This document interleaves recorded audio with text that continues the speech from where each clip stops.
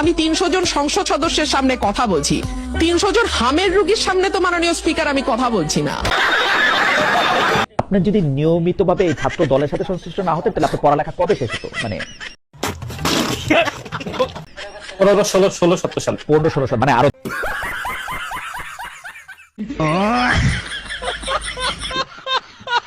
পাগলা।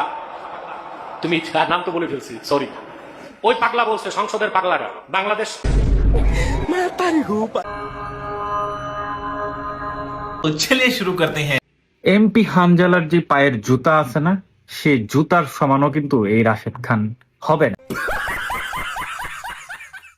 রাশেদ খান হলো একটা দালাল, একটা বিয়াদব, দুমুখ সাপ। সময়ে পরিবর্তন হয়, এমন একটা মানুষ সে। প্রিয় ভিউয়ার্স, আমি কি ভুল কিছু বললাম? জানি না।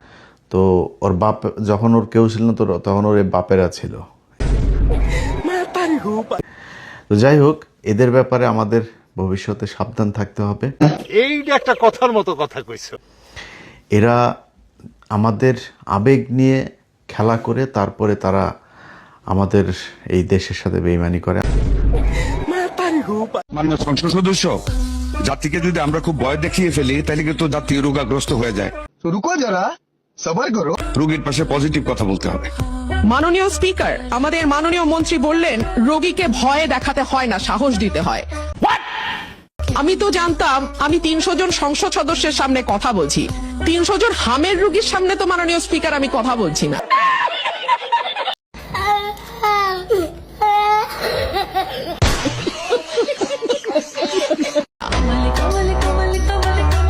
আমি যদি স্বাস্থ্যের প্রশ্নে বলতে না পারি কথা, সংসদ সদস্যরা যদি ভীত সন্ত্রস্ত হয়ে রোগাক্রান্ত হয়ে যান, তাহলে আর এই সংসদ চালাবো কেমন করে মাননীয় স্পিকার? আমার কাছে মনে হয় যে এই নাসিরউদ্দিন পাটোয়ারি কোনো মানুষের বার্তা হতে পারে না। বলেন কি? দ্বিতীয়ত যে বিষয়টি, রাশেদ খান সে তো একটা পার্টি সেক্রেটারি থেকেই দলে হলো ইলেকশন করেছে।